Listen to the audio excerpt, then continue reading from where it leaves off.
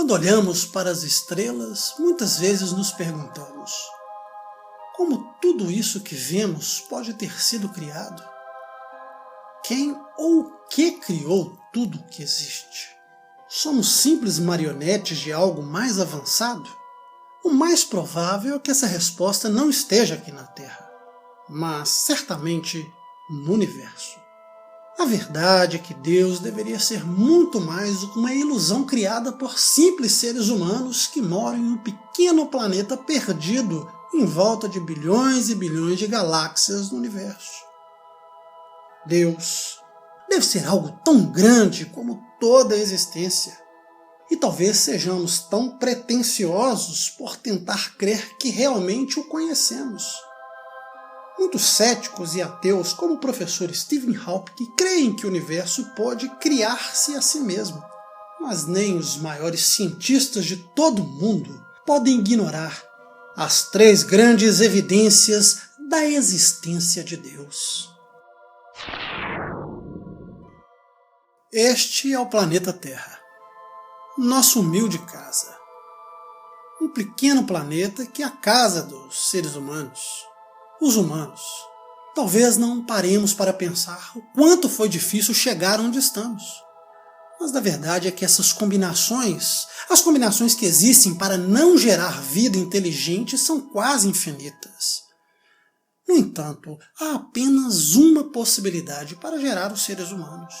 Uma possibilidade que antes passou por milhões de combinações possíveis para dar a coisa exata, a vida inteligente. Se não existem coincidências, não existem causalidades, as probabilidades que não existem seres inteligentes quanto os seres humanos são tão remotas que parecem impossíveis. Se começarmos desde o princípio do universo, vemos que depois do Big Bang se criaram 4 forças fundamentais que constituem a base da física: a interação nuclear forte, a interação nuclear fraca, o eletromagnetismo e a gravidade. Essas 4 forças são como ordens de alguém superior para proteger o universo. Ordens que definem como deve se unir os átomos, os compostos químicos, como deve ser a gravidade, como devem acontecer as reações nucleares. A gravidade, por exemplo, é 1039 vezes menor que a interação nuclear forte, mas atua em grande escala.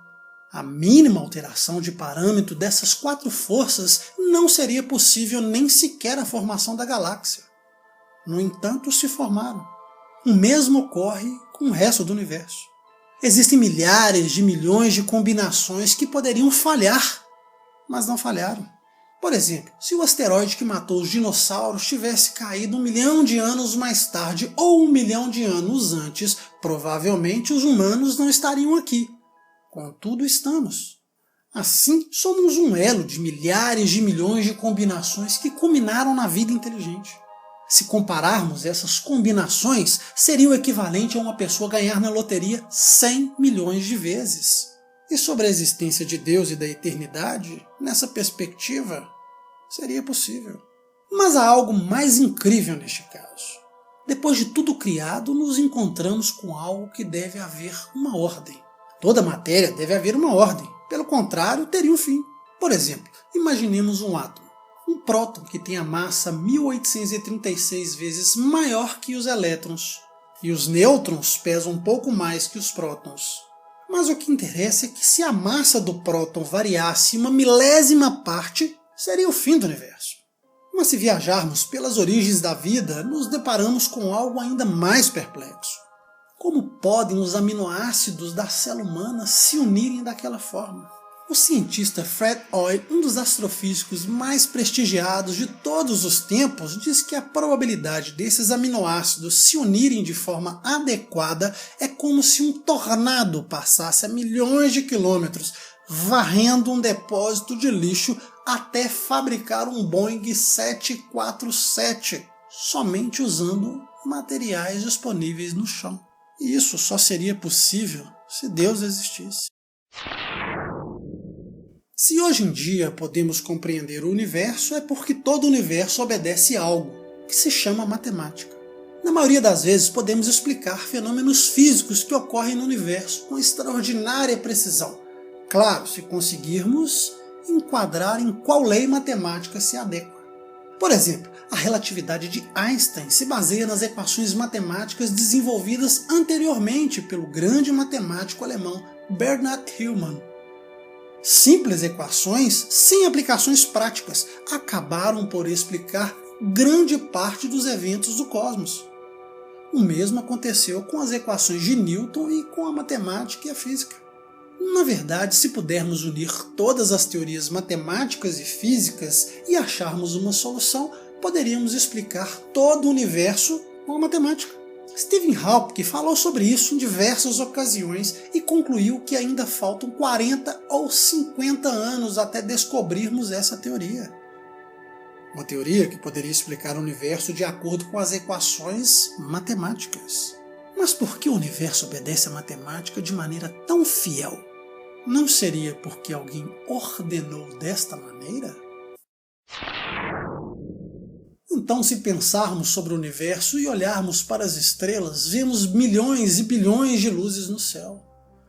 Tudo está formado de matéria, mas é matéria inerte.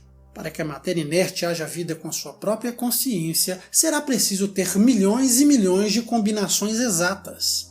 Seriam essas combinações frutos de milhões de sucessos aleatórios? Existem diferentes universos onde temos diferentes combinações possíveis para se gerar a vida?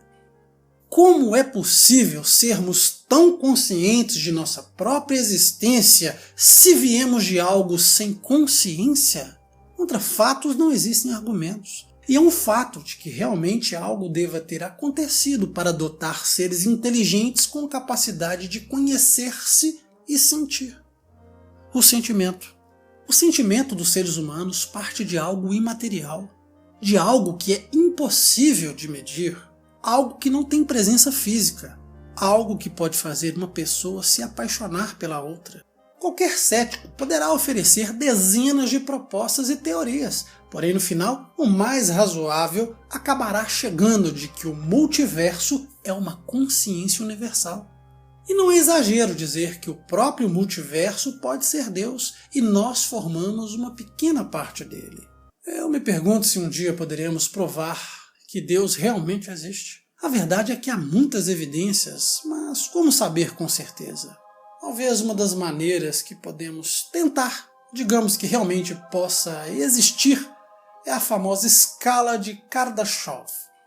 Ela nos diz que as civilizações do universo formam parte de uma escala que começa do 0 e termina no 3, mas essa escala poderia ser ampliada até o número 7. Essas categorias são baseadas na quantidade de energia que uma civilização pode aproveitar e no grau de colonização do espaço. No momento estamos na categoria 0.7, ou seja, nem sequer chegamos ao número 1. A civilização do tipo 1 alcançou o domínio dos recursos do seu planeta. A do tipo 2 já dominou seu sistema planetário. A do tipo 3 já dominou sua galáxia. A do tipo 4 teríamos uma civilização que dominou todos os recursos da galáxia.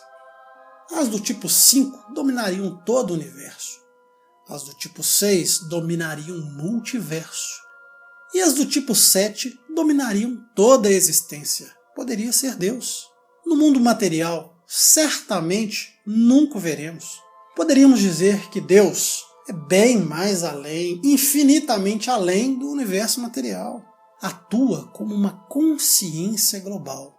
Portanto, Deus deveria estar presente fora do espaço, onde a matéria não pode estar presente, não pode existir, já que ele é uma consciência universal, igual à nossa consciência, que não é material. Amigos, talvez o universo seja o seu cérebro e a consciência está fora disso. Quem sabe? Existem coisas que estão além do nosso entendimento e que realmente não conseguimos explicar. Basta sentir. Obrigado por assistir esse vídeo.